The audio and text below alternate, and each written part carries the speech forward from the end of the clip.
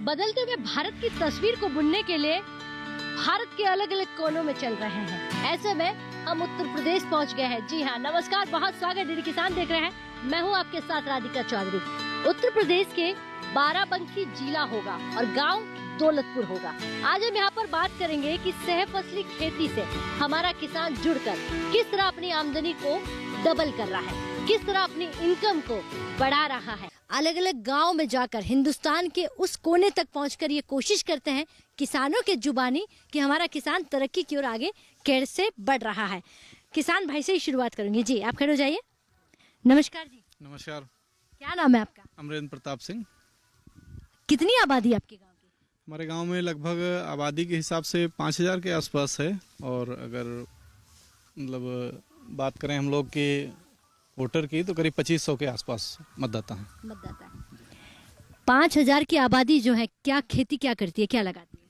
लगभग 90% लोग खेती पर आश्रित हैं, जिसमें मेन रूप से हमारे यहाँ आज के करीब 15 साल पहले अगर हम लोग बात करें तो मक्का और गेहूं धान की ही फसल गन्ने की होती थी।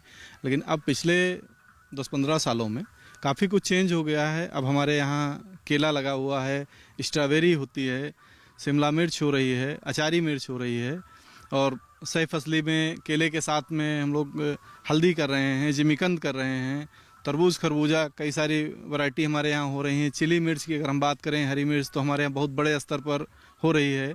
गोभी की खेती हो रही है। तो काफ़ी सारी फल और सब्जियों की खेती होने लगी है पिछले 10-12 सालों में। 10-12 साल पहले कौन सी खेती करते थे? ज़्यादातर गेहूं धान और मक्का की खेती थी। तो आपने गेहूं धान मक्का से परिवर्तन की ओर आगे क्यों बढ़े? ऐसा क्या यहाँ पर हुआ? देखिए, पहले जो हम लोग जो पारंपरिक रूप से जो खेती कर रहे थे उसमें पूरा साल किसान मेहनत करता था और उसके बाद में उसका कुछ बचता नहीं था। बीज भी उतने अच्छे नहीं मिल पा रहे थे, जानकारियाँ उतनी अच्छी नहीं थी। जैसे जैसे नई जनरेशन खेती की तरफ आई, हम लोगों ने काफ़ी सारे चैनल से, सरकार के जो काफ़ी सारे केवीकेज हैं, काफ़ी सारे तरीके हैं, तो उनसे जानकारी हुई, अवेयरनेस हुई लोगों में, और धीरे धीरे लोगों ने फल और सब्जियों की खेती करना शुरू किया। देखिए, खेती में सबसे महत्वपूर्ण ये है कि आप अगर उसके साथ साथ फल और सब्जियों की खेती करते हैं तो आपकी आमदनी अपने आप अपडेट होती रहती है। अगर आप सिर्फ गेहूं धान और गन्ने की खेती करेंगे तो आप बहुत अच्छा नहीं कर पाएंगे।